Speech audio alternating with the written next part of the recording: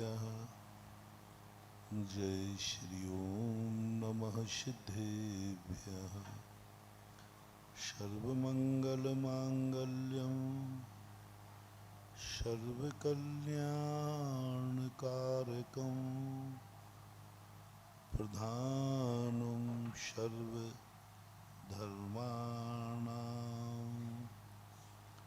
जैनं जयतु शासनं जैनं जयतु शासनं। पंच परमेष्टि भगवान की आचार्य श्री गुरुवर कुंद कुंद महाराज की आचार्य श्री गुरुवर विद्यासागर महाराज की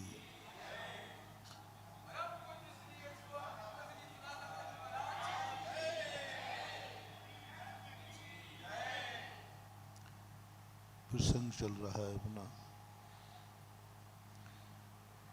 कि हम अपनी एनर्जी, अपना सोच, अपना समय उन चीज़ों पर विचार न करें जो हमारे जीवन में संभव ही नहीं है। ऐसी ऊंचाइयों को पाने का ख्वाब न करें जिस ऊंचाई तक हम पहुंच ही नहीं सकते। हम उतनी वस्तुओं को प्राप्त करने का भाव न करें जिसे हम प्राप्त नहीं कर सकते। दूसरी बात, हमारे जीवन में ऐसी यदि समस्याएं आ गई हैं, आती हैं, आती रहती हैं, जिन समस्याओं का समाधान ही नहीं है,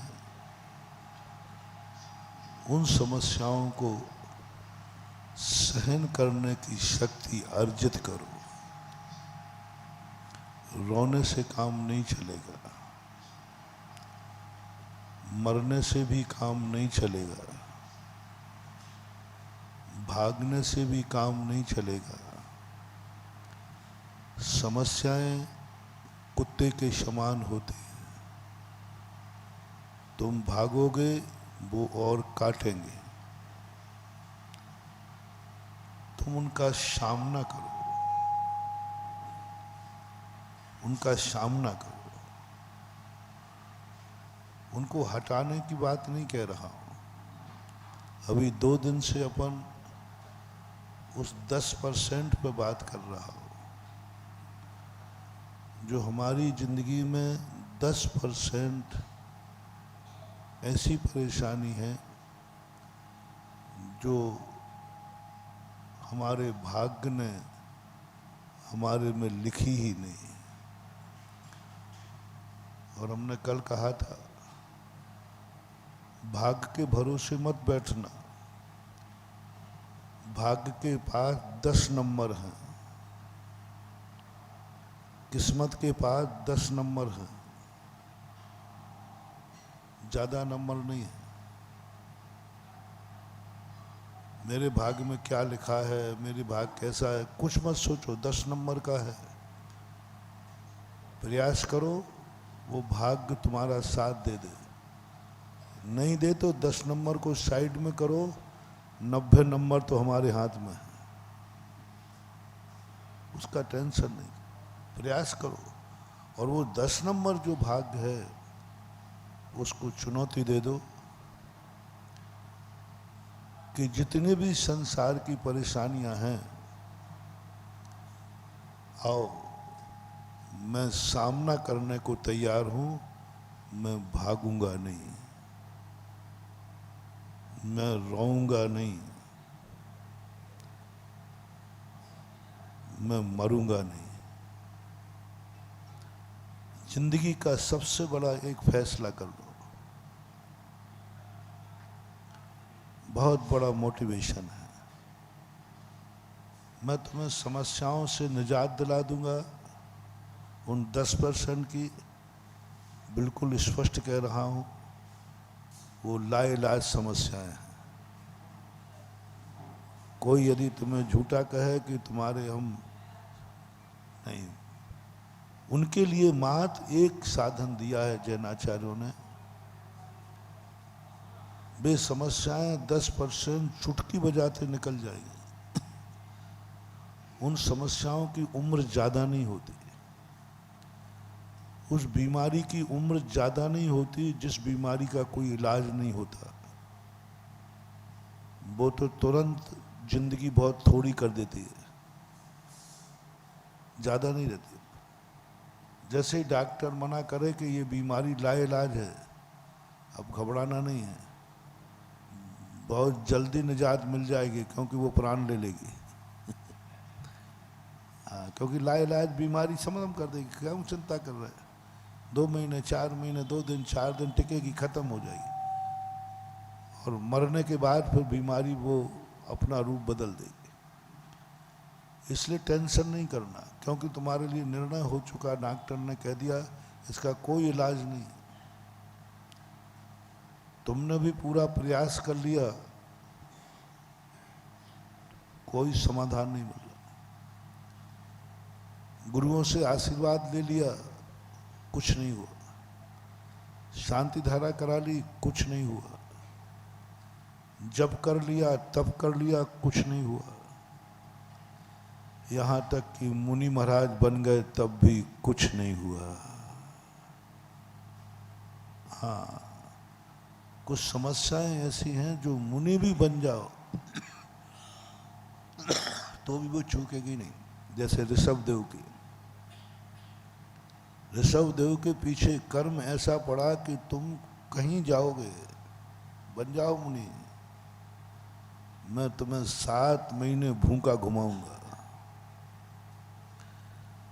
पारसनाथ 10 भव तक मुनि बनते रहे। कर्म कहता बनो मुनि, मैं 10वें भव तक नहीं छोड़ूंगा। अब पारसनाथ क्या करे? अंत में यही था कि भाई पुण्य कमाने के लिए तप करो, पूजा पाठ करो, अच्छे कार्य करो, यही था। उन्होंने तो सब अच्छे कार्य कर लिए, सब अच्छे कार्य कर लिए। तीर्थंकर बन गए, तीर्थंकर प्रकृति का बंद कर लिया, मुनि दीक्षा ले ली, परम तपस्वी हैं, तो भी वो कर्म कहता है मैं तो पीछा नहीं छोड़ूंगा अभी। तो फिर जैन दर्शन ने एक सूत्र निकाला। अब उन्होंने समस्याओं का समाधान नहीं किया, बोले ये कर्म इसको नहीं छोड़ेगा। धरणेन्द्र पद्मावती आए, उन्होंने कमठ को नहीं रोका, ए कमठ तो भगवान पर उपसर्ग करना बंद करो, क्योंकि धरणेन्द्र पद्मावती जानते थे ये कमठ मेरे से बलशाली है,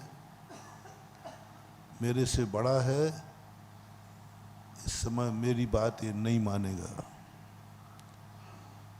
जब 2 व्यक्तियों में झगड़ा होता है, सामने वाला मारने को तैयार है, तो तुम उसको समझाते हो या अपने व्यक्ति को वहां से अलग करते हो? बहुत अच्छा उदाहरण है। यदि सामने वाला कमजोर है और वो तुम्हारे व्यक्ति से लड़ रहा है, तो तुम क्या करते हो? पर अपने व्यक्ति को नहीं संभालते, पर उसी में जाके 2 झापड़ और लगाते, क्योंकि तुम्हें मालूम है कि वो कमजोर है। तो फिर अपने व्यक्ति को नहीं समझाते, उसको पकड़ते भी नहीं, सीधा जाके उसमें किससे उलझ रहा है रे, 2 झापड़ दे के निपटा दे। और सामने वाला यदि बलजोर है तो फिर क्या करोगे? अपने व्यक्ति को पकड़े, चल भाई चल चल, तू हट यहाँ, अपने व्यक्ति को दूर करोगे। बस यही है जिंदगी का सूत्र, यही है नीति, यही है मोटिवेशन। देख लो कि ये कर्म कमजोर है, उसकी चर्चा अभी बाद में करता हूं। जब तुमने देख लिया कि हमारा कर्म, हमारी जिंदगी में आई समस्या अपरिहार है, कोई इलाज नहीं है, सब कर लिया मैंने, लेकिन फिर भी पीछा नहीं छोड़ रहा है, अब एक ही तरीका है, अपने आप को इतना सहिष्णु बना दो, इतना सहिष्णु बना दो, तो कुछ भी कर ले, मैं टेंशन में आने वाला नहीं हूं। मैं तुझे मार डालूंगा तो भी नहीं, तो भी मैं टेंशन में नहीं आऊंगा। पूज्यवर कार्तिकेय स्वामी ने एक बहुत बड़ा उदाहरण दिया। एक व्यक्ति किसी को गाली दे रहा था, वो गाली देने वाला बहुत बलजोर था, तो उसने कहा, हे भगवान, हे गुरुदेव, मुझे ये गाली दे रहा है, आप समझाओ ना इसको, आप इसको भस्म कर दो, आप मेरे गुरु हैं, आप इसको मिटा दो, आप गुरु हैं। गुरु ने कहा कि जिसको ये मिटाने की कह रहा है, मैं नहीं मिटा पाऊंगा, और मिटाने गया तो मैं ही और मिट जाऊंगा। तो गुरु ने शिष्य को समझाया, क्या बात है, क्यों चिल्ला रहे हो? बोले, गुरुदेव ये गाली दे रहा है। बोले, गाली ही दे रहा है, मार तो नहीं रहा है। गाली दे रहा है, तुझे कहाँ चोट लग रही? मार तो नहीं रहा है। हाँ गुरुदेव, मार तो नहीं रहा है, तो देने दो उसको गाली। हाँ महाराज, ठीक है। उन्होंने कहा, कर। ये उसको पता चल गया सामने वाले को कि इनके गुरु ने समझा दिया है, गाली तो दे रहा है, मार तो नहीं रहा है, क्यों चिल्ला रहा है? तो उसने डंडा उठाया, मारना शुरू कर दिया। बोले, गुरुदेव अब ये मार रहा है, बहुत मार रहा है। बोले, भैया मार ही तो रहा है, प्राण तो नहीं ले रहा है। अब सामने वाला तो खतरनाक था, उसने कहा, इनको ये तो डर ही नहीं रहे। उसने चाकू निकाल लिया। बोले, गुरुदेव अब ये निपटाने वाला है, अब मारने वाला है। गुरुदेव ने क्या गजब बात कही। बोले, मार ही तो रहा है, तेरा धर्म तो नहीं छीन रहा है ना, तेरा रत्नत्रय तो नहीं छीन रहा, तू ध्यान में बैठ जा, अपने रत्नत्रय की रक्षा कर, अपने परिणामों की रक्षा कर, अपने धर्म की रक्षा कर। मारने दे, वो शरीर ही तो छीनेगा, कुछ नहीं बिगड़ेगा तेरा, कुछ नहीं बिगड़ेगा, मार देने दो। अब सामने वाला कहता है, मैं क्या करूं, ये तो मरने तक पे भी शांत है, ये तो मैं मार डालूं तो भी दुखी होने वाला, और मेरा उद्देश्य क्या था? दुश्मन क्या चाहता है? दुख देना। वो चाहता है ये दुखी हो जाए, और इसके गुरु ने तो ऐसा मंत्र दे दिया कि मैं इसको मार भी डालूंगा तो ये दुखी नहीं होएगा, बल्कि जितना मारूंगा ये सुखी और हो जाएगा। ये तो ध्यान में बैठ गया, ये तो आत्मा में चला गया, ये तो भगवान का ध्यान कर रहा है, ओहो इसका तो कल्याण हो जाएगा। मैंने इसको मारा नहीं और इसका तो बेड़ा पार हो जाएगा। मैंने इसके प्राण ले लूंगा तो ये तो ध्यान में बैठ गया, और ज्यादा नुकसान के स्थान पर इसको फायदा हो गया। यदि मैं नहीं मारता तो ये ध्यान में नहीं बैठता,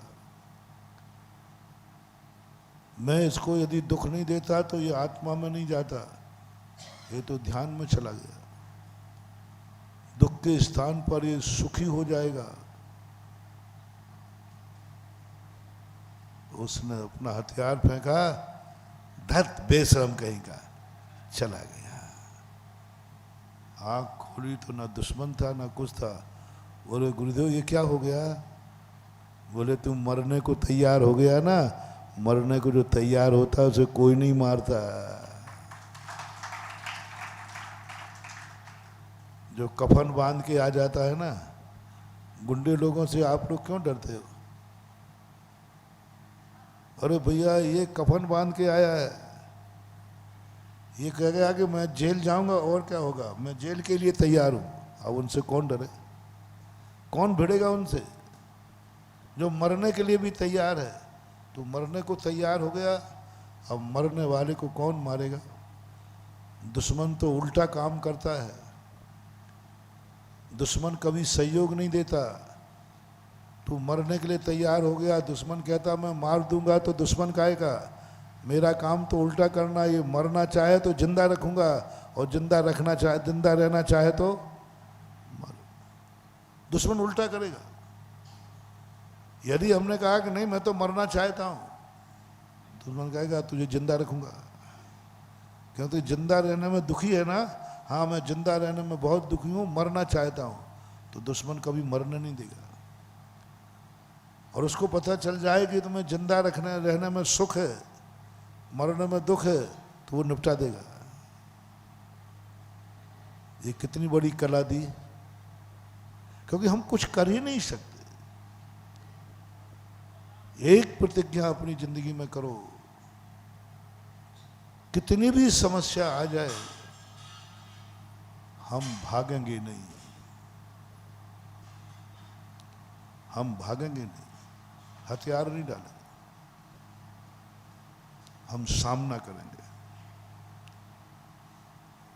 50% एक कुत्ते जैसी समस्या ढीली पड़ जाएगी। जैसे ही कुत्ता भौंके भागना मत, खड़े हो जाना। क्या बात है रे? इतने में कुत्ता पीछे आ गया। अपन लोग क्या है, समस्याओं से दिन रात डरते रहते हैं, भयभीत होते हैं। कोई समस्या आ जाए हमारा पल्स बढ़ जाता है, हमारी घबराहट बढ़ जाती है, हमारी नींद हराम हो जाती है, हम टेंशन में आ जाते हैं। जिस दिन समस्या आए उस दिन सबसे ज्यादा हंसो। उस दिन जब से बढ़िया घर्राटे की नींद लो। उस दिन भोजन में खाना तो एक रोटी ज्यादा खाओ। बोले क्या बात है? बोले आज बहुत बड़ी समस्या आई है। आज मान लो तुम्हारे पास कोई डाकू आ जाए तो वो लूटने वाला है, डरना नहीं। बोले भाई आ गए, आओ, पहले हमारे घर में आता है तो मेहमान आता है, आप हमारे घर में आए, लेना है तो लूट जाना, पहले आओ चाय पानी कर लें, अपन बैठो थोड़ा नाश्ता पानी करो। हमारे घर में कोई आता है तो हम बिना चाय पानी के नहीं जाने देते। एक आध बार चोरों के साथ एक करना, घबराना नहीं। घर में आए हुए हमारे यहाँ नियम है कि कोई भी आता है घर में उसको चाय पानी कराते, आओ भगत करते, आइए बैठिए, जो तुम्हें करना है वो तो करोगे, कम से कम मुझे अपना कर्तव्य करने दो। बैठिए, चाय पानी कीजिए। पानी पीना है क्या? ठंडा लोगे कि गर्म लोगे? पहले करिए। जो कुछ, मैं कुछ भी नहीं करूंगा, ये मोबाइल आपको कोई फोन वोन नहीं करूंगा। ये हुआ था एक बार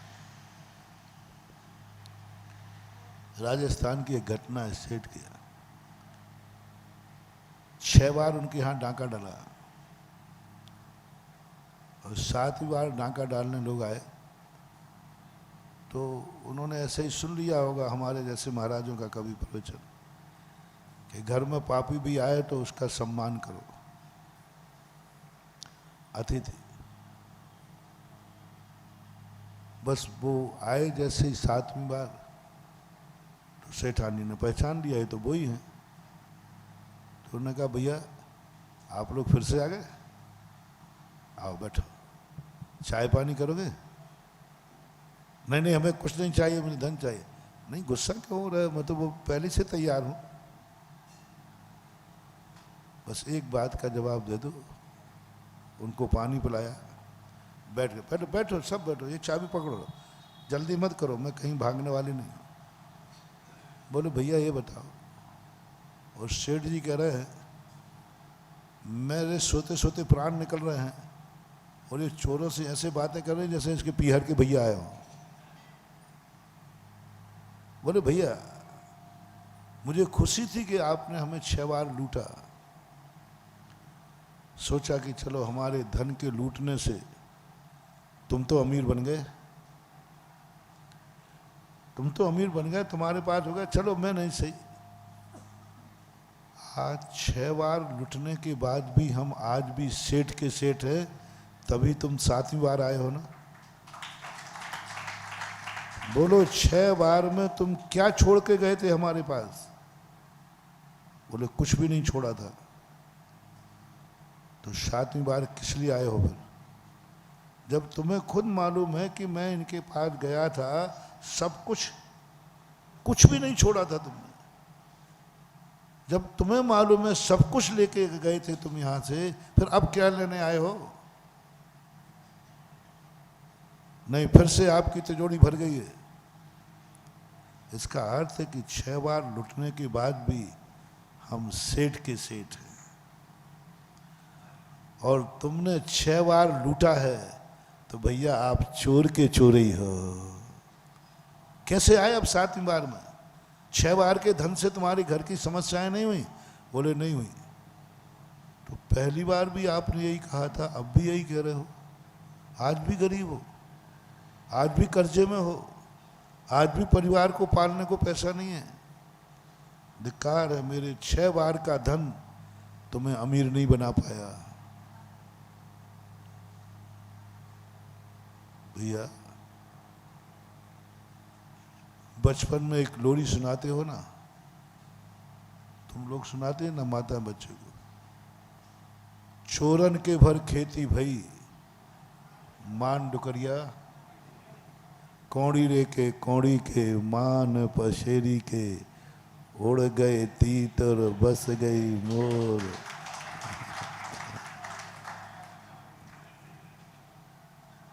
उसी में बीच में आया है, चोरन के घर खेती भई मान डुकरिया मोटी भई। चोरों के यहां कभी खेती होती है क्या? और बच्चे को कह रहे हैं कौड़ी के रे कौड़ी के। माँ कह रही बच्चे से, क्योंकि वो रो रहा है, मुझे गोदी में उठा लो, मुझे कंधे पे उठा लो। तो माँ कहती है कौड़ी के रे कौड़ी के, मान पसेरी के। कौड़ी का तो है नहीं और कह रहा मुझे कंधे पे उठाओ, और कहता है मुझे दूध दो, कुछ फक्कड़ होकर के तो आया है, कुछ लेके तो आया ही नहीं। चोरों ने कहा माँ जी क्या कहा आपने? बोले हाँ भैया, चोरी करने वाला कभी अमीर नहीं होगा, और लूटने वाले को कितने लूटो वो कभी कंगाल नहीं होगा। तुम क्या लूट के ले जा रहे? धन लूट के ले जा रहे हो, मेरी किस्मत नहीं लूट पाओगे। मेरी किस्मत में है तो वो आएगा, और मेरा सच्चा धर्म है तो वो आएगा, मेरा सच्चा पुरुषार्थ है तो आएगा। वो सेठ जी कहते मेरे प्राण निकल रहे कि ये निपटाए जल्दी करके। चोरों ने कहा आज तक कभी मुझे समझ में नहीं आया, और उसने सेठानी के पैर पड़े, और चारों चोर ऊपर से कूद के आए थे, माँ के पैर पड़ के गए, हम भीख मांगकर जिंदगी जी लेंगे लेकिन आज के बाद चोरी नहीं करेंगे। और चिल्लाती करती तो क्या होना था?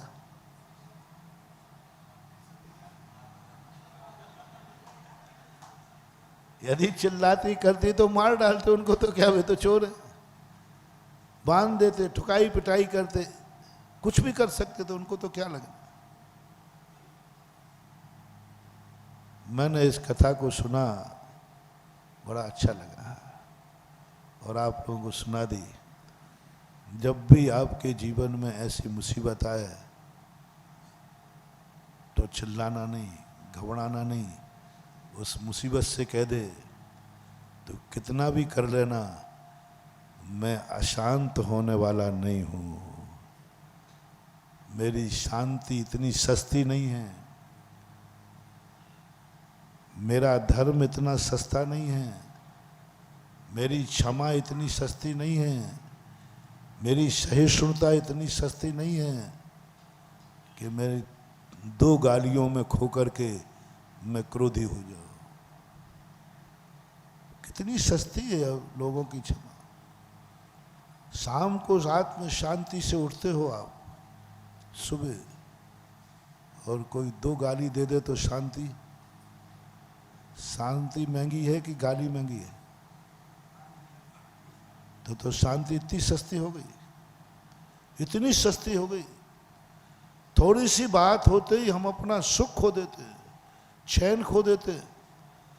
थोड़ी सी परिस्थितियां आती हैं, हम टेंशन में चले जाते हैं। अरे भाई, ये दिमाग, ये मन बहुत कीमती है, 1-1 मिनट का कीमती है। ये इतनी अच्छी अच्छी बातें सोचता है, इतनी अच्छी अच्छी बातें सोचता है। 1 मिनट भी यदि अपन ने टेंशन सोचा, 1 मिनट में तो हम जगत का उद्धार कर सकते थे। 1 मिनट में तो हम जीवन को बहुत बड़ी ऊंचाई पर ले जा सकते। समझो अपने मन की कीमत कितनी है। लोग तरसते हैं इस मन को। असंख्यात जीव, अनंत जीव हैं जिनके पास मन नहीं है, तरसते। अपने पास मन है, बहुत भाग्यवान है अपन। इसका दुरुपयोग नहीं करना, इसमें बुरी बातें नहीं सोचना, इसमें टेंशन नहीं करना, इस मन से सुख कमाओ। कितने जीव हैं जिनके पास आंखें नहीं हैं, अंधे हैं, 2 इंद्री 3 इंद्री सब आंखें नहीं हैं। अपन भाग्यवान हैं, अपनी आंखें हैं। इनसे बुरा मत देखो, बुराइयां मत देखो। पुण्य के उदय से, भाग्य के उदय से मिली है आंखें, इनसे वह देखो जिससे हमारा उद्धार होवे, आनंद आवे। उन चीजों को मत देखो जिनको देखने पर हमें दुख हो, जिनको देखने पर हमें शर्मिंदा होना पड़े, जिनको देखने से हमारी भलाई ना हो, जिनको देखने पर हमारी इज्जत धूल में मिल जाए, मत देखो। कुछ ऐसा देखो आंखों से, देखते ही आत्मा आनंद से भर जाए। और उनको देखते समय कोई देख लेवे तो हमारी इज्जत चौगुनी बढ़ जाए। आंखों से इज्जत कमाओ, बेइज्जती नहीं। इन्हीं आंखों से यदि हम गलत चीज देख रहे हैं, कोई हमें देख लेगा तो बोलो इज्जत बढ़ेगी घटेगी? अरे ये व्यक्ति, मैं तो इसको क्या समझता था, ये तो क्या देख रहा है। तो जो पुण्य के उदय से हमें आंख मिली थी, इस आंख से हमने अपनी आत्महत्या कर ली।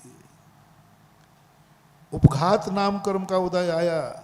जो आंख हमें सुख के लिए मिली थी, इज्जत कमाने के लिए मिली थी, इसी आंख से हमने इज्जत गमा दी, दुख कमा लिया।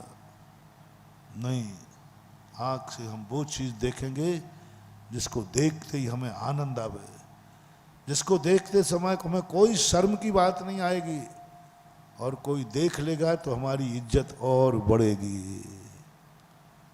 बोलो, सुबह उठ करके तुम भगवान का दर्शन कर रहे हो और कोई देख लेगा तो इज्जत बढ़ेगी घटेगी? और इन्हीं आंखों से यदि कोई ब्लू पिक्चर देख रहे हो, कोई देख लेवे तो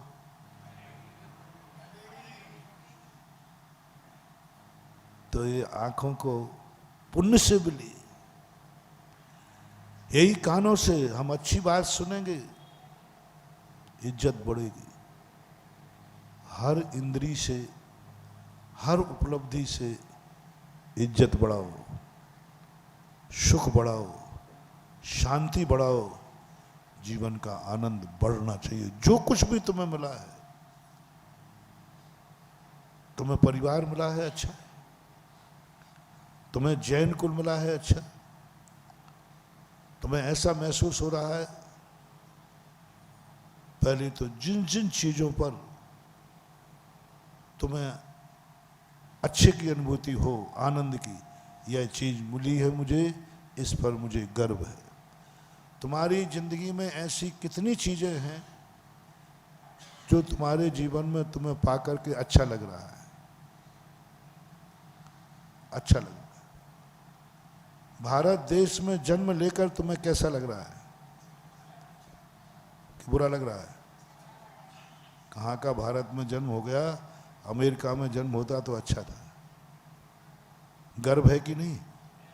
बस अब मेरा कहना है, भारत में जन्म लेने से यदि तुम्हें गर्व महसूस हो तो एक ही नियम ले लेना, ये भारत देश से हम इज्जत कमाएंगे, बेइज्जती नहीं। भारत देश में हम सम्मानित होंगे, अपमानित नहीं। भारत देश में मुझे पुरस्कार मिलेगा, गले में लॉकेट मिलेगा, हाथों में हथकड़ी नहीं, क्योंकि भारत देश मुझे जन्म मिलने पर गर्व है। आपको जैन जान कुल में जन्म लेने से अच्छा महसूस हो रहा है?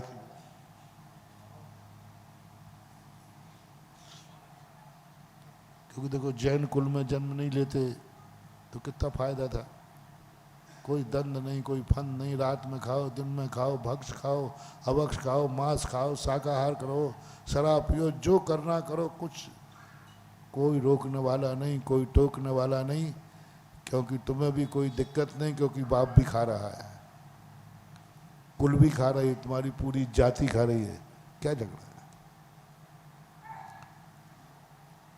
अब क्या झगड़ा है? सारी जाति मांसाहारी है, बाप मांसाहारी है, तुम्हारे लिए मांसाहार खाने में इज्जत बढ़ेगी घटेगी? कुछ नहीं होना। खास ऐसा भाव आ रहा हो, कहाँ का मैं जैन कुल में जन्म ले रहा, कुछ भी नहीं करने देते, कुछ भी नहीं, ऊपर से महाराज महाराज और आ जाते हैं, ये और प्राण लेते हैं, सब गड़बड़ है। हे भगवान, अगला भाव ऐसे कुल में देना जहां सब कुछ कर सके और कोई उंगली नहीं उठा सके,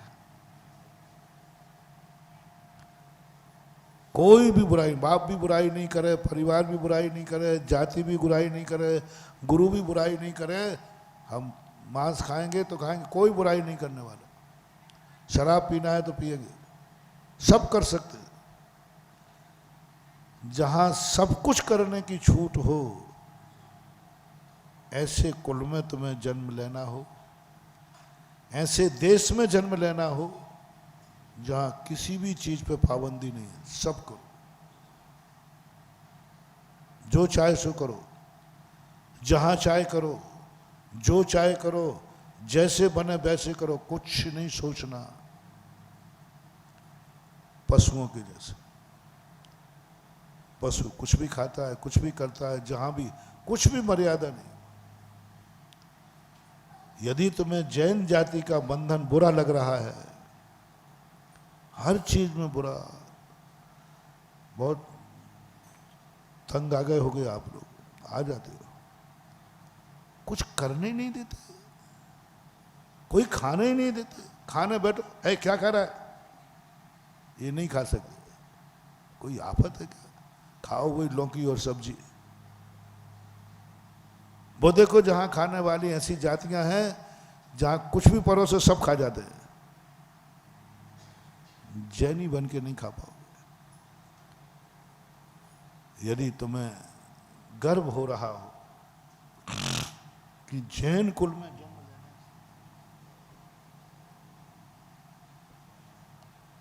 कितने पापों से बच गए। यदि आप किसी नीच कुल में होते ना, तो अभी मैं तुमसे कह रहा होता, कौए का मांस त्याग कर दो, एक मछली का त्याग कर दो, 14 के दिन हिंसा नहीं करना, ये कह रहा होता। जैन कुल में आ गए हो तुमने तुमसे पूछे ही नहीं, आहार ले लिया। पूछा ही नहीं, अभिषेक करा दिया। तुम लोगों का मांस का त्याग है कि नहीं रे, पहले बताओ। कब किया था? कब किया था?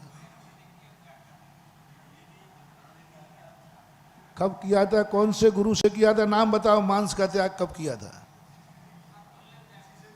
दादाजी, आपने मांस त्याग कब किया था? मांस का त्याग कब किया था आपने? अरे प्रतिमा ली थी, मांस का त्याग कहाँ किया था तुमने? तुमने 2 प्रतिमा ली थी, तुम्हें सामायिक करने का नियम दिया था, परिग्रह प्रमाण का नियम दिया था, सब दिया। सब प्रतिमा देते समय क्या क्या त्याग कराया जाता मुझे मालूम है। प्रतिमा के कोर्स में मांस लिखा ही नहीं है। उसमें तो लिखा कि व्रत करो, सामायिक कराओ, ये कराओ, ये नहीं लिखा कि मांस मत, पहले बोलो मांस त्याग किया ही नहीं हो, प्रतिमा ले ली। अरे मांस त्याग ही नहीं किया, प्रतिमा ले ली। अरे तुम्हारी बात तो छोड़ो, मैंने मांस का त्याग किया ही नहीं और मुनि बन गया।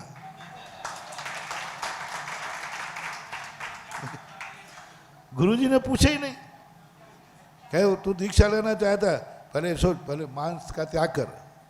करा ही नहीं, मेरे तो नहीं कराया,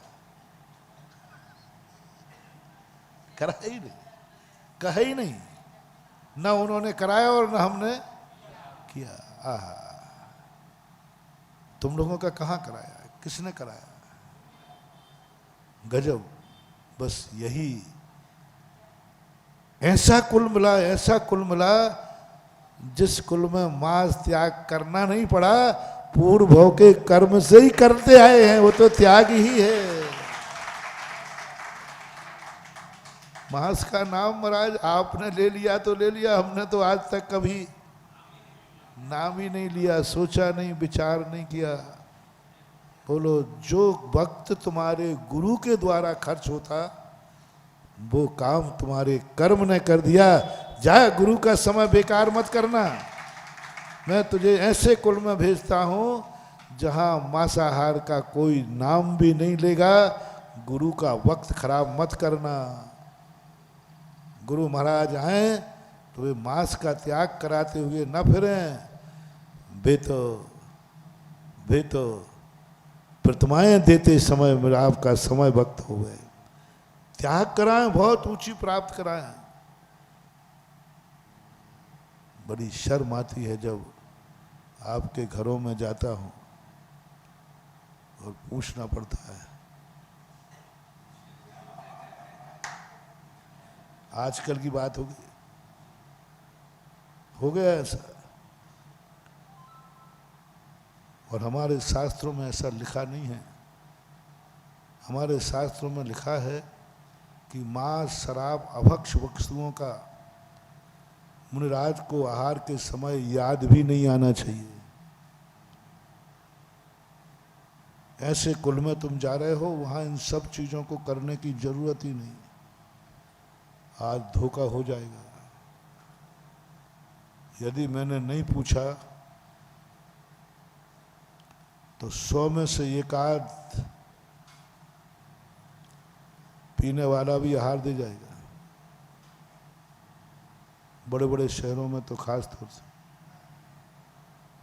नहीं पूछा तो गुटखा खाने वाला आहार दे जाएगा।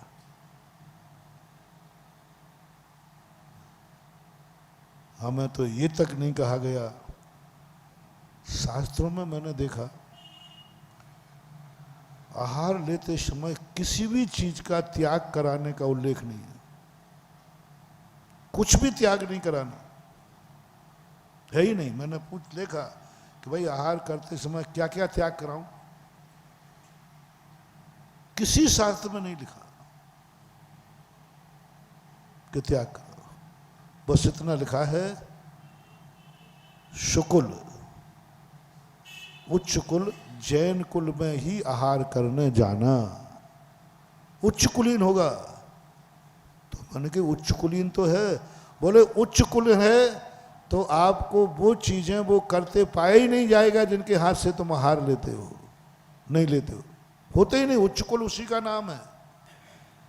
जिस कुल में ये पाप नहीं होते हैं। जो पाप होने से मुनिराज आहार नहीं लेते हैं वो चुकुल होते ही नहीं। वो चुकुल वही होता है जिस घर में मुनिराज बिना त्याग कराए आहार ले लेते हैं, यानी वो पाप होते ही नहीं हैं।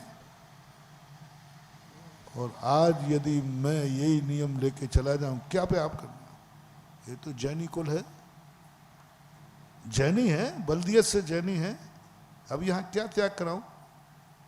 विश्वास पे चला गया कि अरे भाई जैनी है, यहाँ क्या त्याग कराऊं।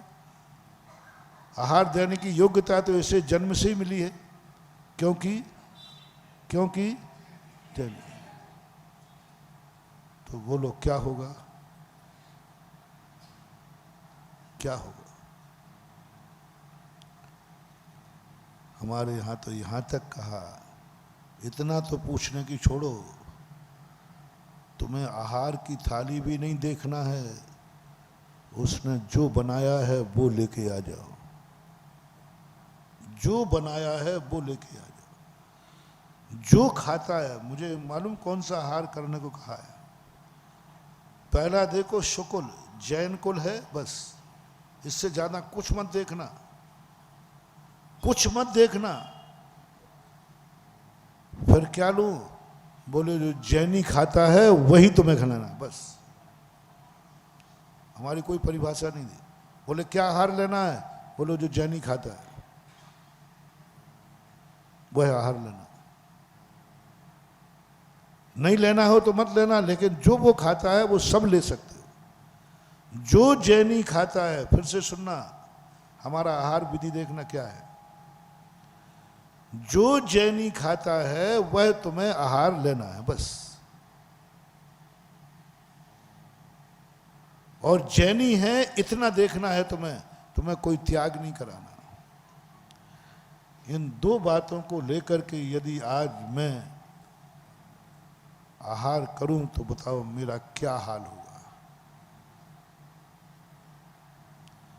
बोलो मैं क्या खा के आ जाऊंगा, बोलो मेरी दशा क्या होगी। इस पंचम काल का सबसे बड़ा दुर्भाग्य। मुनिराज मात विधि लेकर निकलते थे। जैन दर्शन में एक उदाहरण आया, संकट के समय, वनवास के समय श्री राम जंगल में, दो युगल महाराजों ने नियम ले लिया, मैं वहां आहार करूंगा, घर में नहीं, राजमहल में नहीं, वन में आहार करूंगा। वन में भी राजकुमार के हाथों से आहार लूंगा, और राजकुमारों के साथ में उन बर्तनों में बनाया हो जो उन्हीं राजकुमार ने खुद बनाए हो, और स्वयं रानी आहार बनावे, बर्तन भी वही हों जो उन्होंने बनाए हों, और वनवास में हो और राजकुमार हो। बोलो ये कठिन विधि देखो।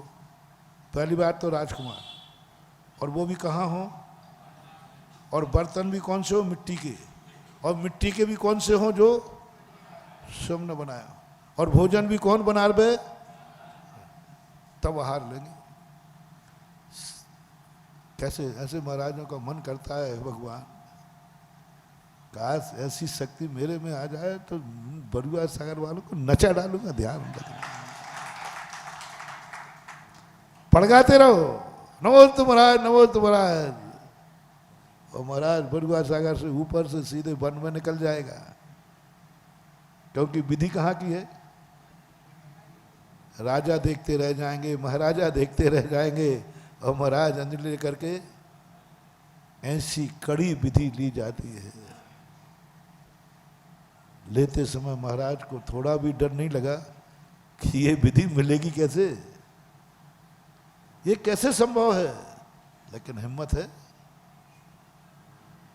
और जाके वनवास में, दंडक वन में जाते निकलते हैं, और जैसे नीचे देखते हैं राम लक्ष्मण को, ओहो, और देखते वहाँ मिट्टी के बर्तन भी बने रखे हैं कच्चे, रानी है, और कौन सा भोजन, विदेही ने अपने लिए भोजन बनाया था, अपने पति देवर को भोजन बनाया था और भोजन की थाली परोस दी श्री राम के लिए और थाली में भोजन परोसा गया है। रामचंद्र जी जैसे ही नमोकार मंत्र पढ़ने लगे, इतने में ही लक्ष्मण भैया बोलते हैं, भैया भैया आकाश मार्ग से 2 मुनिराज आ रहे हैं, इसी तरफ आ रहे हैं और उतरते हुए आ रहे हैं। सीधे जाते तो इधर कोई उतर रहे हैं और इस समय मुनिराज किसी श्रावक की तरफ आ रहे हैं। तो लक्ष्मण कहते, रामचंद्र जी कहते, लक्ष्मण ये तो आहार की बेला है, नियम से आहार के लिए आ रहे हैं। रामचंद्र जी सीता दोनों खड़े हो गए, मुनिराज आके खड़े हो गए और पहले से बताओ महाराज तो चौका लगाऊं? हाँ महाराज आ जाएं, महाराज का पता चल जाए। महाराज रुको, चौका लगेगा, वैसे थोड़ी है कि तुम्हारे लिए मिल जाएगा। महाराज को रोकोगे, महाराज का पता करोगे, हम लोग परेशान करते हो, महाराज बता दो कब विहार करोगे? हमें पता नहीं महाराज, देखो सुबह से चौका लगाना पड़ेंगे, बताओ चौका कहाँ लगाएं, कैसे लगाएं? इस कलयुग में जीना बहुत मुश्किल है। महाराज नहीं बताया तो ध्यान रखना, फिर उपवास कर लेना सीधे। कैसे थे? अपने लिए भोजन। और लक्ष्मण रामचंद्र जी ने जो अपने लिए थाली लगाई थी, महाराज को वही थाली में से भोजन दे दिया। लो वो भोजन महाराज को बना था कि स्वयं को? तो भोजन इतना पवित्र था उनका कि वो महाराज को देने के लिए उन्हें अलग से नहीं बनाना पड़ा और वही भोजन था। इतना पवित्र भोजन था, इतना प्राशुक जल था, यानी वो भी प्राशुक जल लेते थे, कुछ नहीं करना पड़ा, सीधा पड़गान स्वयं का भोजन। सही आहार चर्या तो वही है। श्रावक अपने लिए जो बनावे, साधु के लिए एक भी आइटम ज्यादा मत बनाओ, अपने लिए बनाओ और महाराज आ जाए तो उसी में से। तो निर्णय कर रहा हूं आगम से, जो श्रावक खावे वही महाराज को लेना है, ऐसा जड़वानी ने कहा है। और जैनी के यहाँ लेना है, उससे कोई भी त्याग नहीं कराना है। ये दोनों बातें हम शास्त्रों की मान करके और आपके चौके में चले जाएं, जो आप खाते हो वही ले लें, तो सोचो भैया मेरा क्या होगा। बरुआ सागर में कितने लोग होंगे, दादाजी छोड़ दो, जिनके घर में जाऊं, महाराज आपके लिए चौका नहीं लगा है। हमारे यहाँ इतना शुद्ध भोजन करते हैं कि उसी में आप भी आ जाओ तो समा जाओगे। त्याग नहीं कराया, रात्रि भोजन त्याग कराना जैनी को शर्म की बात है, गुटखा त्याग कराना जैनी को शर्म की बात है, मांसाहार त्याग कराना जैनी को शर्म की बात है, शराब त्याग कराना जैनी को शर्म की बात है, अभक्ष त्याग कराना जैनी को शर्म की बात है। जैन कुल तो वो है कि जो जन्म से ही ये सब चीजें त्यागी हुई मिलती हैं, जिनको त्याग करना ही नहीं पड़ता और आज कराना पड़ रहा है। कलयुग का सबसे बड़ा पाप, सबसे बड़ा दोष महाराज को पूछना पड़ रहा है, क्यों गुटखा तो नहीं खाता? हो गए बर्बाद। रात में भोजन तो नहीं करते हो, आलू प्याज तो नहीं खाते हो, अभक्ष सेवन तो नहीं करते हो, बिना चना पानी तो नहीं पीते हो। ये सब बातें किससे पूछना पड़ रही हैं? श्रावक से। बस यही शर्म की बात, तुम्हारी दशा ही हो गई। कहीं ऐसा नहीं हो जाए कल के दिन तुम महाराज से पूछ लगो, महाराज आप 2 टाइम तो नहीं खाते, आप आलू प्याज तो नहीं खाते, आप गुटखा तो नहीं। कैसा लगेगा? बोलो तो सही, बोलो तो सही। आज तक तुमने मुनिराज से पूछा कि महाराज आप 1 टाइम आहार लेते हो कि 2 टाइम? आपने महाराज से पूछा कि आप आलू प्याज लेते हो या नहीं? बोलते नहीं हो। अरे बरुआ सागर है, कुछ भी हो जाए, पहले महाराज बताओ, आप आलू प्याज तो नहीं लेते, आप अभक्ष तो नहीं खाते, आप 2 टाइम तो नहीं खाते, आप ये कार्य तो नहीं करते। बोलो पूछा? क्यों नहीं पूछा? क्योंकि तुम्हें भरोसा है कि हमारा दिगंबर मुनिराज है, तो पूछने की जरूरत नहीं है। ये त्याग तो दीक्षा के समय से ही है। दिगंबर मुनि कभी 2 बार खा ही नहीं सकता, अभक्ष खा ही नहीं सकता, क्या पूछना? मुद्रा ही देख ली ना, दिगंबर मुनि महाराज हैं, बस खत्म है। दिगंबर मुनि मुद्रा देखते ही इनके कितने नियम हैं ये पूछना पड़ेंगे कि देखते ही बता दोगे? तो हमने तो अभी तुम्हारी इज्जत रखी है कि नहीं? तुम्हें मेरे से पूछने की जरूरत नहीं है। तुम भर ये देख लो कि ये मुनिराज हैं, मुनि मुद्रा है, पिछी कमंडल है, दिगंबर मुद्रा है, बस मुनिराज हैं। अब कुछ भी पूछने, आज तक किसी ने नहीं पूछा महाराज तुम्हारा इन चीजों का त्याग है क्या, जो अनुसेव है, जो अनुसेव है, जो मुनि को सेवन नहीं करना चाहिए, उन संबंध में आपको मुनि के प्रति संदेह है। जो मुनि को नहीं करना चाहिए, नहीं खाना चाहिए, नहीं सेवन करना चाहिए, क्या ऐसी चीजों को पूछने का आपका साहस है? पूछ लो भैया, पूछ लो, पूछ लो, पूछ लो, पूछ लो। महाराज जी आप 2 टाइम तो नहीं खाते? पूछ लो। महाराज आलू प्याज तो नहीं खाते? पूछ लो, पूछ लो, पूछ लो, हम बुरा नहीं मानेंगे। महाराज जी शराब तो नहीं पीते? महाराज जी गुटखा? अरे पूछ लो, पूछ लो, डरो मत, पूछ लो, पूछ लो, पूछ के तो देखो। तुम्हारी आत्मा कहेगी, तुम्हारा बाप कहेगा क्या कर रहा है? कुछ पूछने की जरूरत नहीं। दिगंबर मुनि मुद्रा देख ले, सब उसमें इंक्लूड है।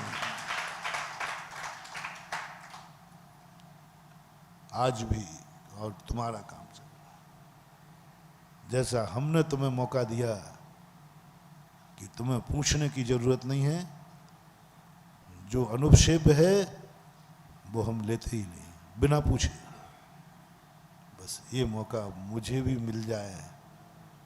महाराज क्या पूछते हो आप? इतनी काफी है कि मैं जैन हूं, बस खत्म हो गया, और आगे क्या पूछते हो? आपको ये तो मालूम है महाराज जी कि मैं जैन हूं? नहीं, ये तो मालूम है। तो अब आप पूछ रहे हो कि रात में खाते हो कि नहीं? आप पूछ रहे हो आलू प्याज खाते हो कि नहीं? आप पूछ रहे हो अभक्ष खाते हो कि नहीं? महाराज ये तो हमारी बेइज्जती है। बोलो तुम मुनि महाराज से ये पूछोगे कि मुनिराज पहले ये बताओ, बरुआ सागर आने के पहले आप 2 टाइम भोजन तो नहीं करते, आलू प्याज तो नहीं खाते? बोलो ये मुनि की इज्जत है कि बेइज्जती है? जल्दी बोल दो, और जोर से बोलो ना। बेइज्जती। अब मैं तुमसे पूछ रहा हूं, बेशरम लोगों,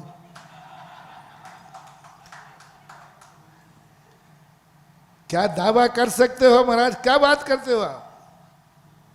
बरुआ सागर की इज्जत सारी धूल में मिला रहे हो। आपको यह मालूम है कि हम जैनी हैं कि नहीं? बोले ये तो पक्का है, तेरे बाप को भी मैं जानता हूं, जैनी तो पक्का है। तो फिर क्या पूछ रहे आप? ये जैन जाति का अपमान है, ये जैन शब्द की बेइज्जती है, ये ठीक नहीं है आपका पूछना। और मैं कह दूंगा आई एम सॉरी प्लीज, गलती हो गई, हमें मालूम नहीं था कि बरुआ सागर में असली जैनी रहते हैं। एक बार हुआ था, एक शिवरार्थी था, उन्हें महाराज ने उनसे पूछ दिया, उसको छोड़ दिया कि बताओ तुम ये चीजें करते हो कि नहीं, यही गुटखा तम्बाकू द्वार रात। उसने कुछ नहीं बोला, उसने कुछ नहीं बोला। उसने ये नहीं कहा महाराज से कि नहीं करता नहीं करता। उसने कहा महाराज जी मैं ज़्यादा कुछ नहीं बोलूँगा, बस इतना ही आपसे कहना चाहता हूँ, मैं सुधा सागर महाराज के शिविर का शिवरार्थी हूँ। उन्हीं महाराज ने सुनाया मुझे, बोले महाराज आगे मैं कुछ नहीं बोलूँगा, बस इससे अंदाज लगा लीजिए आप, मैं शिविर का शिवरार्थी हूँ महाराज के। इसका अर्थ क्या है? इसका अर्थ है कि जो एक बार शिविर में चला जाता है, जो पूछ रहे हो वो दुर्गुण रहते ही नहीं। उस दिन इतना अच्छा लगा, मेरा शिविर लगाना सफल हो गया। जो महाराज से कह रहा है कुछ मत पूछो, बस इतना पूछो कि मैं शिवरार्थी हूं, बस ऐसा ही मैं नगर नगर जैनी को ढूंढ रहा हूं, जैनी को ढूंढ रहा हूं, जिससे मैं कहूं क्यों तुम ये रात में तो नहीं खाते हो, अभक्ष तो नहीं खाते, आलू प्याज, वो कुछ भी ना त्याग करे, कहे महाराज जी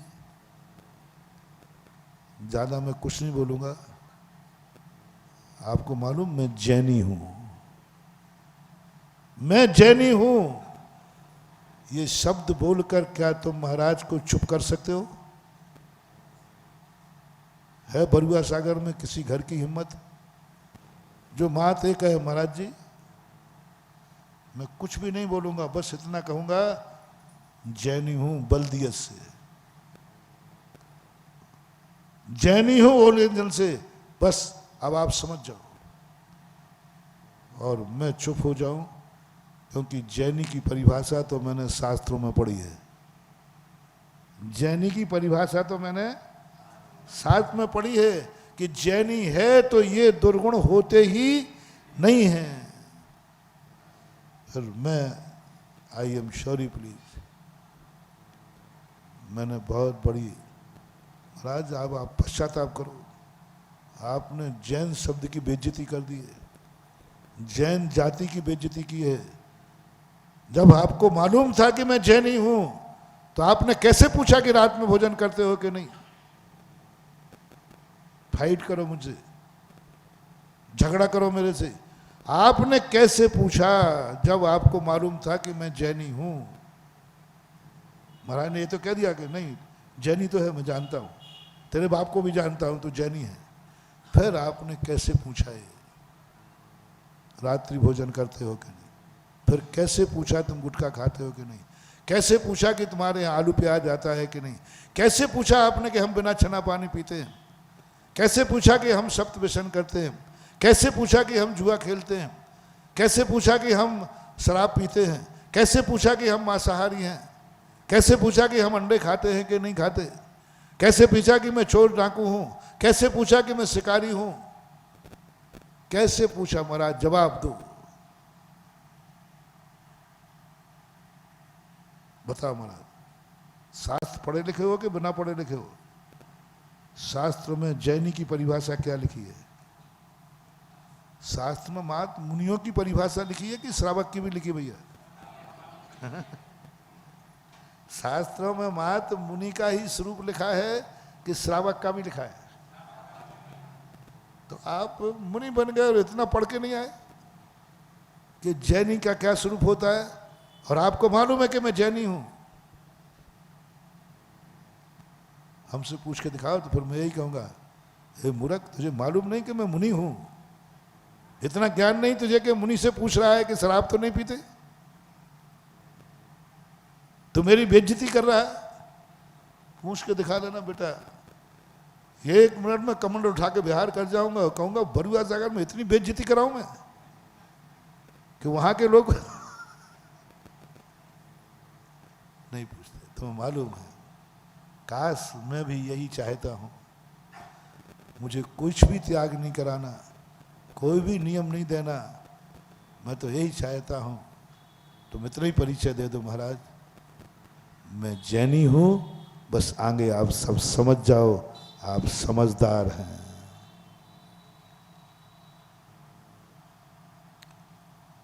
यह आगम की बात मान करके यदि मैं तुम्हारे घर में तुमसे कुछ नहीं बोलूं तो झूठ मत बोलना, मेरा क्या होगा। मैं नियम ले लूंगा, आज के बाद कुछ नहीं पूछूंगा, इतनी भैया जैनी है कि नहीं, हाँ जैनी है, वो ले लूंगा, मैं तो ले लूंगा, मुझे कोई फर्क नहीं पड़ता। आप कब की सहमति हो तो जैनी के 90 घर हैं, सब मैं तो ले लूँ, मैं बोलूँगा, कुछ नहीं बोलूँगा, चुप। महाराज मैं जैनी हूँ, मैं तो पूछो जैनी हो, हाँ दे दो भैया, प्रस्ताव पास कर लूँ, शर्म की बात है। शास्त्र में लिखा है जो जैनी खावे वो ले लेना, मैं बिल्कुल भी नहीं देखूंगा कि शुद्ध है कि अशुद्ध है, मैं पूछूंगा ही नहीं, आप तो जो खाते हो वो ही मैं लूंगा, शास्त्रों में लिखा है, हो जाए आज से शुरू, जो आप खाओगे मैं ले लूँ, कुछ नहीं, आगम में लिखा है, साथ की बात है। क्या आएगा अंजलि में, आलू चिप्स, रोटी आएगी कि ब्रेड आएगी।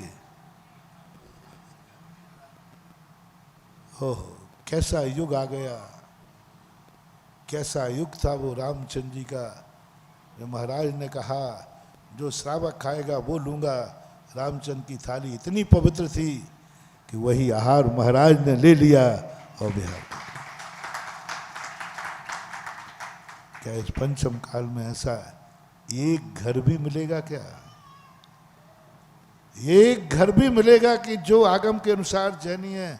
मुनि महाराज तो आज भी मिल जाएंगे जो आगम के अनुसार मुनि हैं, लेकिन श्रावक, बहुत शर्म की बात है। जैनी मान करके जाता हूं घर में और मन कहता है महाराज धोखे में मत लेना, पूछ लो कि ये गुटखा खाता, पूछ लो ये कहीं।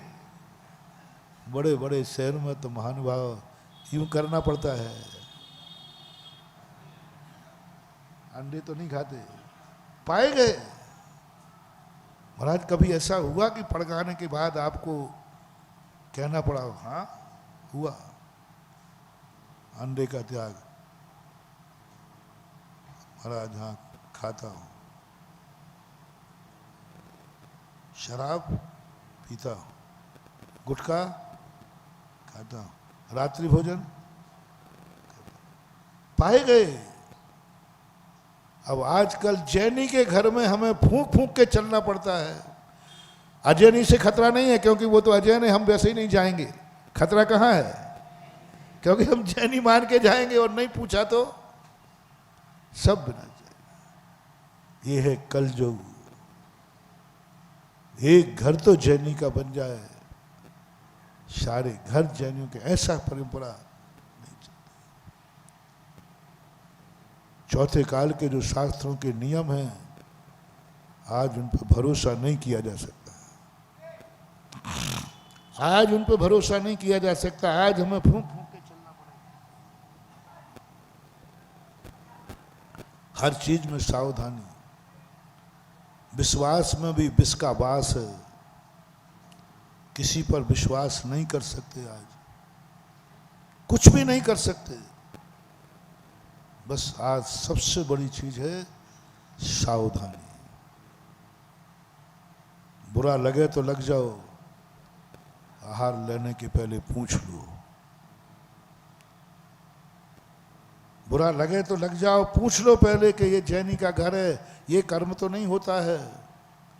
शर्म मत करो, हमें हर किसी में पूछना पड़ता है। जिन चीजों का नाम स्मरण करना भी निषेध है, उन चीजों के संबंध में पूछना पड़ता है।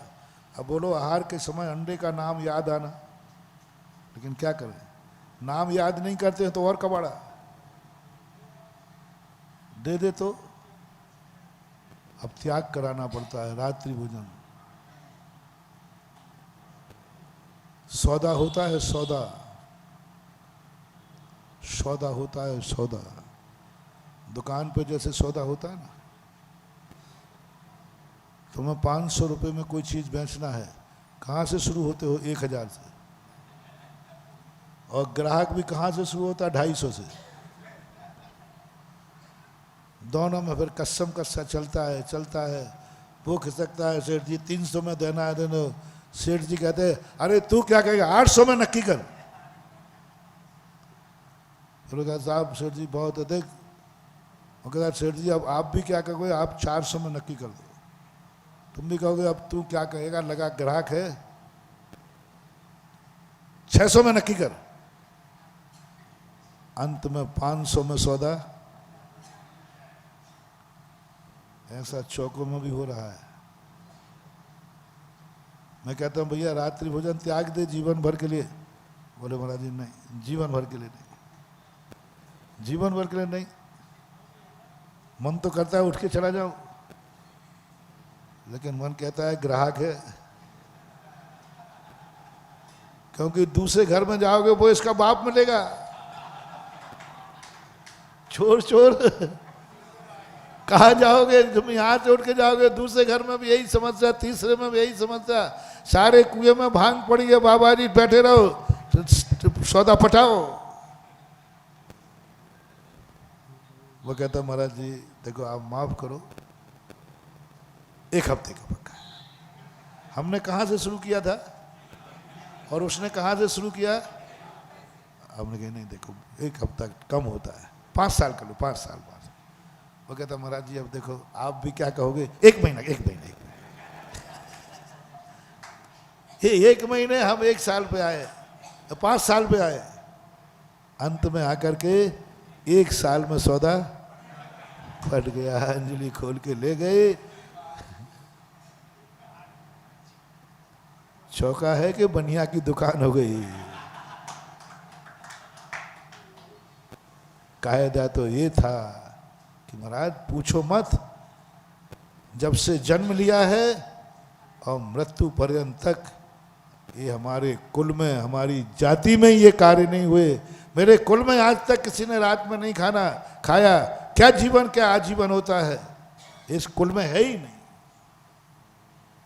ऐसा यदि तुम्हें गर्व हो, ऐसा कुल हमें मिला है, तो महानुभाव इस कुल को कभी कलंकित मत करना। मैं रात्रि भोजन का त्याग नहीं करा रहा हूं, मैं ये कह रहा हूं आपको जैन कुल में जन्म लेने में अच्छा लग रहा है या बुरा? क्योंकि देखो जैन कुल में पाबंदियां हैं। यदि आप अजैन होते तो कोई नहीं टोकता, गुरु भी नहीं टोकते, शास्त्र भी नहीं टोकते, सब करने को मिलता।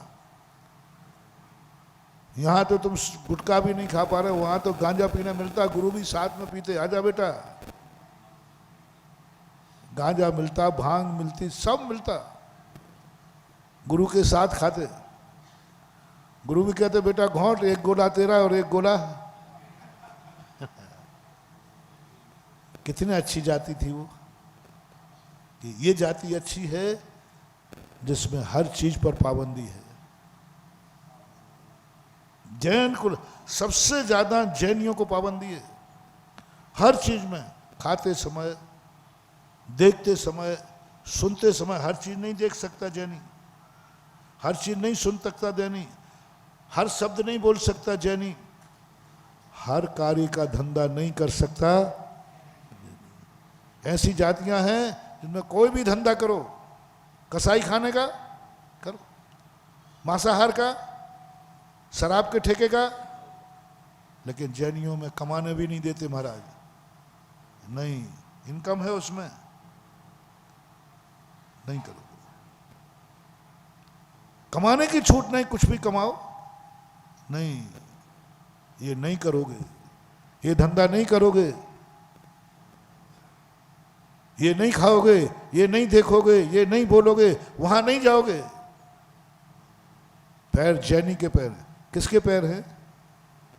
हर कहीं नहीं जाएंगे, पाबंदी है। जैनी के पैर हर कदम पर नहीं, हर तरफ नहीं जाएंगे। लोग तो वहां जा रहे हैं, लोग तो वहां जा रहे हैं पैरों से, नहीं ये जैनी के पैर हैं। लोग तो देख रहे हैं, नहीं ये जैनी की आंख है। लोग तो सुन रहे हैं, ये जैनी के कान हैं। लोग तो खा रहे हैं, ये जैनी की थाली है। और सारी दुनिया मान गई, आज तक किसी जाति के नाम से दुनिया में भोजन नहीं मिलता, लेकिन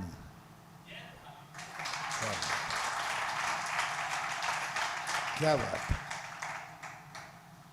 शर्म की जब बात है, जब वो कहता आप तो जैन हैं, वो जैन भोजन लाता है तो तुम धीरे से कहते हो क्या हमें तो चलता है लाओ। ऐसा है, जैनी की थाली है। जैनी की थाली में आलू कैसे आ गया, प्याज कैसे आ गई। जैनी का भोजन है, रात में कैसे चल गया घर में चूल्हा। ये जैनी का चूल्हा है, ये जैनी का रसोई घर है। जैनी के रसोई घर में रात में बर्तनों की आवाज नहीं आती। ये जैनी का रसोई घर है। सारे घरों में तो बन रहा है, सारे घर अलग हैं और जैनी का रसोई घर अलग है। एक पहचान बनाओ महानुभाव, और ऐसी पहचान बनाओ जो पहचान तुम्हारी जिंदगी के लिए अमर कर दे। इसलिए उन चीजों पर विचार करो जो अपन कह रहे थे। विपत्ति आती है, अपरिहार्य विपत्ति आती है, कोई बात नहीं, तुम एक दावा कर दो, कितना बड़ी खूंखार दुश्मन है वो प्राण भी लेगा, एक दावा कर दो, तो कुछ भी कर ले मैं दुखी होने वाला नहीं हूं। मैं तुझे मार डालूंगा तो दुखी तो नहीं कर पाएगा तू। तेरा उद्देश्य क्या है? मुझे मारना उद्देश्य है, गाली देना उद्देश्य है कि दुखी करना उद्देश्य है? दुश्मन का उद्देश्य क्या है? दुखी करना। ठोक दो दावा, तू लाख उपाय कर दे, तू मुझे दुखी नहीं कर। दूसरा कारण, पलायन मत होना, भागना मत।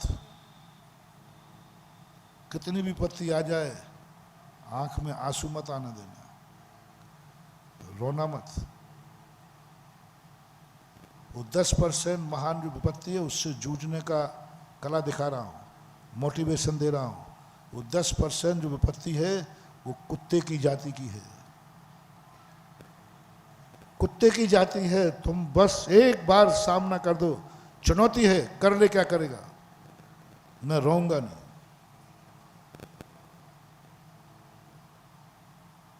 तू रुलाना चाहता, मैं रोऊंगा नहीं। तुम एक नियम ले लो, कितनी भी मुसीबत आ जाए आंख में आंसू नहीं आएगा, नहीं रोऊंगा। हो सके तो विपत्ति में मुस्कुरा के दिखा देना, हो सके तो हंसते दिखा। तीसरा, कितने भी जिंदगी में विपत्ति आ जाए कभी मरने का भाव नहीं करना,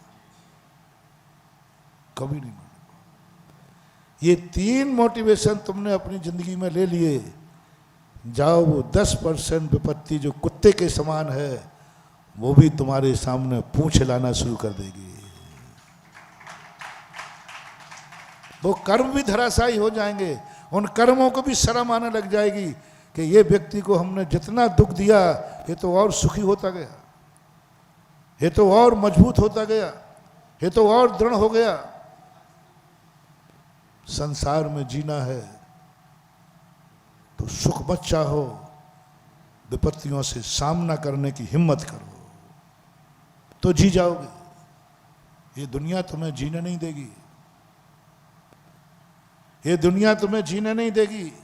ये दुनिया कभी तुम्हारे अनुकूल होने वाली नहीं है, कोई भी अनुकूल नहीं होगा।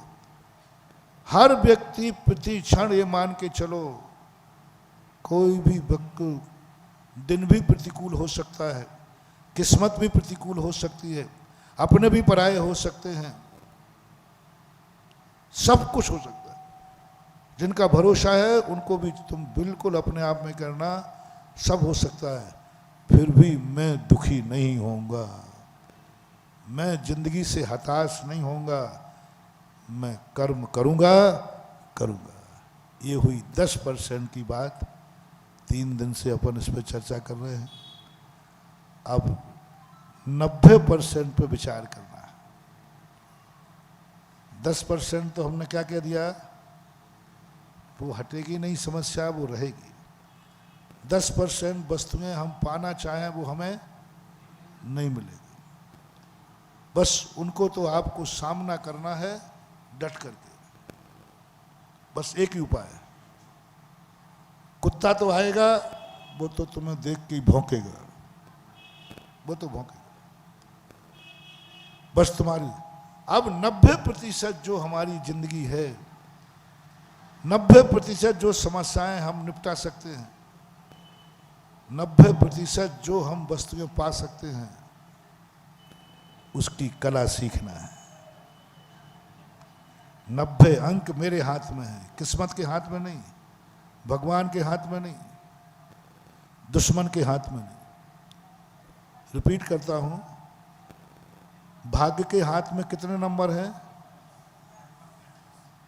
दुश्मन के हाथ में कितने नंबर हैं, भगवान के हाथ में कितने नंबर हैं, माँ बाप के हाथ में कितने नंबर हैं, सब जितनी चीजें सबको 10 नंबर में डाल दो। और हमारे खुद के हाथ में कितने नंबर हैं, 90। अब 90 नंबर के विचार करना है, 90 नंबर कैसे प्राप्त करें। और 90% विविधाएं हटाई जा सकती हैं, हम हटा सकते हैं। हमारी किस्मत में विविधा लिखी है, लेकिन 90% विविधाएं हम हटा सकते हैं। हमारे संकट हटा सकते हैं, 90% संकट हम हटा सकते हैं, हमारे हाथ में। 90% हम मुस्कुरा सकते हैं, हमारे हाथ में। 90% हम पा सकते हैं जो हमारे हाथ में। यह कला सिखाने के लिए थोड़ा खुला मैदान चाहिए। यहाँ चारों तरफ मकान है, चारों तरफ बस्ती है। वो कला सीखने के लिए थोड़ा मेहनत चाहिए। चलो अपन कल से गुरुकुल में चलते हैं और गुरुकुल में अपन सीखेंगे कि वे 90 अंक कैसे प्राप्त करना है और जीवन के 90% विविधाएं कैसे दूर करना है। जैसे मैना सुंदरी ने 700 कोड़ियों की विविधाएं दूर की। 90% किस्मत को बदल दिया, किस्मत को बदल दिया। वो किस्मत बदलने के लिए तो आपको कोई हंसी खेल गया। क्या बदलना है, किस्मत बदलना है तो थोड़ा सा कष्ट उठाना पड़ेगा। सुबह उठ कर के 3 किलोमीटर चल के आना पड़ेगा। बहुत सस्ते में निपट रहे हो बेटा, ध्यान रखना।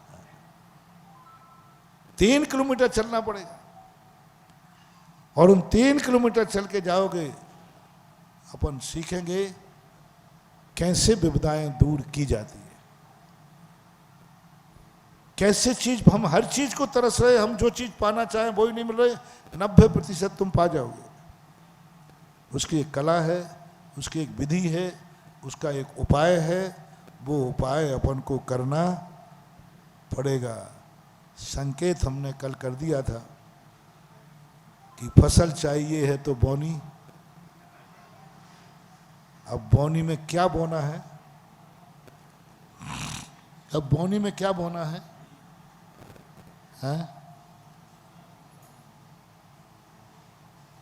अफीम बोना है क्या,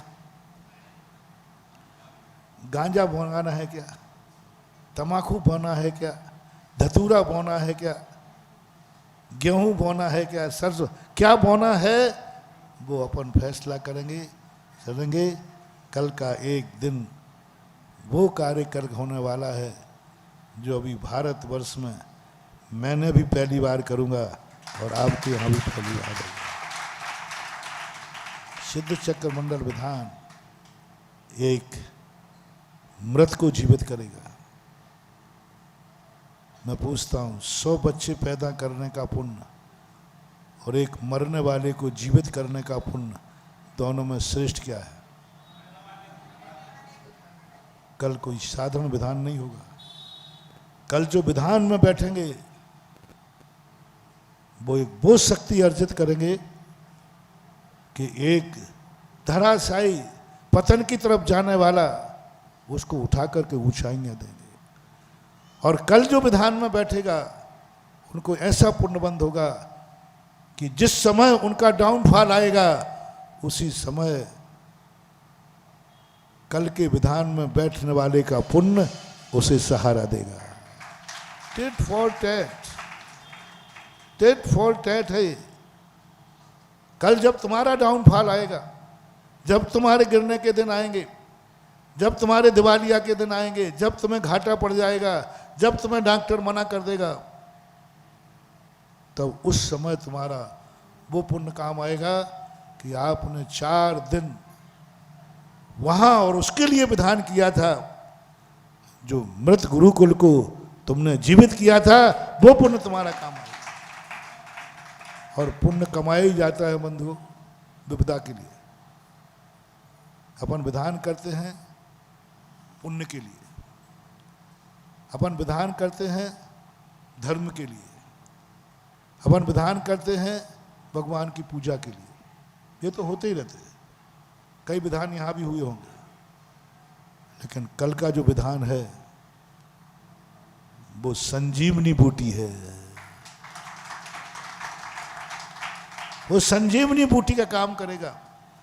और कल जो अपन वहाँ संजीवनी बूटी देंगे तो हमारी जिंदगी में भी जब हम मर रहे होंगे उस समय कोई आकर के संजीवनी बूटी दे देगा और हम जिंदा हो जाएंगे। इसलिए बरुआ सागर वालों, ये 4 दिन मत चूकना। जिंदगी में तो कमाते रहो, कमाते रहोगे। काश यदि बीमार पड़ जाओ तो दुकान पे बैठ पाते। और कोरोना में लोग मरे हैं कि नहीं मरे?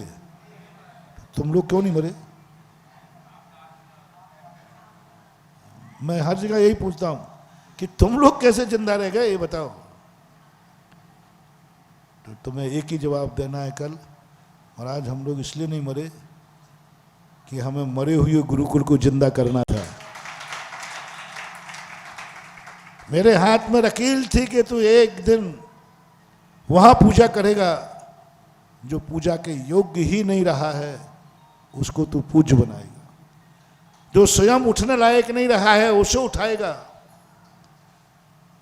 जो स्वयं श्वास लेने लायक नहीं रहा उसे तू ऑक्सीजन देगा। ये अवभाग्य मान करके अपने आप को कार्य करना है। अवभाग्य मान करके कार्य करना है कि मेरी जिंदगी में मैं जिंदा हूं और आज मेरे अर्घ से, मेरी पूजा से एक ऐसा स्थान जीवित होगा जिसको कई पूर्वजों ने, आपके पूर्वजों ने जिसे जीवित किया था। कल जैन साहब कह रहे थे ना कि हमने दादी का नाम पढ़ के शहर गया। कि जिस चीज को दादी ने बनाया वही चीज हमारे सामने मिट रही है, उनका वंशज होना मुझे धिक्कार है। कल मुझे पता चला पार्टियां लगाने का कितना फायदा है कि पोते को कम से कम कुछ तो आए। पोते के मन में कुछ तो रहे कि बसियत तो सारी ले ली, लेकिन मैंने जो किया वो तो तूने नहीं किया। अब आज मैं कल जाऊंगा तो मैं सारे पार्टियां पढ़ूंगा और पढ़ पढ़ के ये कहूंगा कि इनमें से कौन का वंशज जीवित है, कौन के वंशज जीवित है। फिर उनको दिखाऊंगा वो पार्टियां, देख ले रे मुखड़ा दर्पण में, तेरे दादा का पार्टियां लगा है और तेरे सामने रहते हुए भी दादा की इमारत समाप्त हो गई। सब लोग अपने अपने पूर्वजों की पार्टियां पढ़ो और वहां पानी, चुल्लू भर पानी में ढूंढ लो, बाजू में बहुत बड़ा तालाब है। बेटे के पोते के रहते ही उनके पूर्वजों की संपत्ति डूब जाए, इससे बड़ा और क्या शर्मिंदा होगा। जब तुम्हारे पूर्वजों ने जिस इमारत को खड़ा किया था उस इमारत की सुरक्षा करना, उसको वृद्धिंगत करना किसका काम है? चलो उन्हीं को ऊपर से बुला लो। तुम्हारी दादियों को, तुम्हारे दादाओं को मैं बुला सकता हूँ। बरुआ सागर वालों को चलो पहुंचने के पहले एक बात पूछो, जिन जिन के तुम्हारे पूर्वजों ने वहां दान दिया है वे सब ऊपर है, उनका एड्रेस हमारे पास है। मैं बुला लूं, उनसे कहे आ जाओ, तुम्हारा कार्य तुम खुद करो, आप हाँ कर, बुला लूंगा। लेकिन मरने के बाद कोई आता है वो भूत बन के आएगा। पर बरुआ सागर के घरों में भूत घुस जाए तो मेरी जिम्मेवारी नहीं होगी, बुला तो मैं लूंगा। और सबसे पहले तो वो भूत उसी घर में घुसेगा जो उसका पहले से वो अपना खून देखेगा। और उसको यदि ये भूतों को बुलाना हो तो कल वो भी हो जाए, कुछ नहीं करना, मैं तो बुला लूंगा, मैं तो सब करता हूं। बस सावधानी है, पर भूतों के द्वारा तुम्हारा भूतेड़ो हो जाए ये अच्छा है। मरे हुए को क्यों बुलाए, उनसे गर्व कहो, आप तो विराजो सिंहासन पर, आपका पोता काफी है अभी इस संभालने के लिए। यही सबसे बड़ा पितरों का ऋण चुकाना होता है। समय आपका हो गया और अब कल सुबह से, कोई कह रहा था शाम को चलना, कोई कहता है सुबह चलना। वो कह रहा है शाम को वहाँ अनुकूलता नहीं है, अभी कोई वो हो रहा है ना, काम हो रहा है। क्या करना बोलो, कल वैसा करो तो शाम की जिज्ञासा वहाँ यहाँ, क्यों भाई वहाँ तो नहीं बन पाएगा ना। आगे नरेश जी आगे, भाई तुम बोलो अब पात्रों का चयन कब करना है, आज ही करना है यहाँ शाम को या वहाँ या कल सुबह, पात्र चयन बोलो। पात्रों का चयन कब करें, कहाँ करें, यहीं के वहीं है, यहीं तो शाम को करना है, जिज्ञासा की वर्मा कर लो। पर सुबह फिर तुम लोगों को जल्दी चलना पड़ेगा, 5 बजे आपको तैयार होना पड़ेगा, क्योंकि आध घंटे तो वहाँ पौन घंटे जाने में लगेगा। आप लोग गाड़ी से निकल जाना, पैदल हम आ जाएंगे, क्योंकि भैया जी को पहले निकाल दूंगा। आप लोग सब वहाँ 5 बजे वहाँ मिलो। भैया जी जो ऐसा करो, पहुँचने के पहले इनको 5 बजे बुलाओ और वहाँ बुला करके शक्लीकरण वगैरह कर लो। और जब तक हम पहुँचेंगे प्रोशन के पहले अपन ध्वजारोहण कर लेंगे, शक्लीकरण पहले कर लो, जिससे विधान चालू हो जाएगा। और नहीं, यहाँ से नहीं हो पाएगी, दूरी बहुत है, बहुत दूरी है, ठीक नहीं है। और दूसरी बात है कि 4 दिन में ये विधान पूरा करना है और इसके लिए और 10 बजे छोड़ना है, क्योंकि गर्मी का समय है, व्यापार का भी समय है। सुबह 5 से 10 बजे तक में प्रोचन को अपन बीच में लेंगे, आध घंटे पौन घंटे जो भी होगा और करेंगे। तो बोलो कल सुबह की 5 बजे की क्या तैयारी करूं? 5 बजे तुम लोग वहां पहुंचने को तैयार हो? हाथ उठाओ। महिलाएं क्यों नहीं उठा रही? भोजन की व्यवस्था होगी शायद वहां, मुझे पता नहीं भाई, है यहाँ वालों की भी, यहाँ वालों की भी सबकी है। बहुत बहुत अच्छा है, अब तो मजे आ गए तुम्हें। विधान में नहीं बैठे तो भी है। बरुआ शहर वालों की 4 दिन वाह, चूल्हा बंद तो सब कुछ बंद। सुबह सुबह का और शाम को फिर जिज्ञासा वहीं होगा। अब 2-3-4 दिन तुम्हें आना जाना अप डाउन करना पड़ेगा, तो कर लेना। बोलो यदि तुम सुबह 5 बजे वहाँ पहुँचो तो फिर मैं शाम की जिज्ञासा यहीं करूँ, नहीं तो फिर मैं शाम को ही वहाँ चला जाऊँ। आप लोगों को वाहन से, गाड़ी से 5 बजे वहाँ मिलना है। मेरे साथ नहीं चलोगे, मेरे साथ तो 2-5 बच्चे होंगे, वो चले जाएंगे। आप लोग धोती दुपट्टा, जो भी धोती दुपट्टा पहन के गाड़ी पे मत जाना। एक टावल ले जाना, धोती दुपट्टा ले जाना, पैंट शर्ट वहाँ जाके बदलना। अपने पास सबके पास धोती दुपट्टा होंगे, आपके पास आपकी खुद की साड़ियाँ होंगी। समय इतना कम है कि नहीं दे पाएंगे, पर आप लोग वहाँ बोलो, सब लोग फिर एक बार बोलो, 5 बजे तुम वहाँ जा सकते हो कि नहीं? पर तो तुम्हारे हमारे पहुँचने के पहले वहाँ सकलीकरण हो जाए, हमारे ध्वजारोपण करने के पहले अभिषेक हो जाए, शांति धारा हो जाए और सकलीकरण हो जाए, फिर हमारा प्रवचन हो और प्रवचन के ठीक बाद तुरंत विधान चालू हो जाए। जितना हो पाएगा कल कर लेंगे। तो ये व्यवस्था, थोड़ा सा मेहनत करना है तुम लोगों को और हो जाएगा। फिर आज शाम को पात्रों का चयन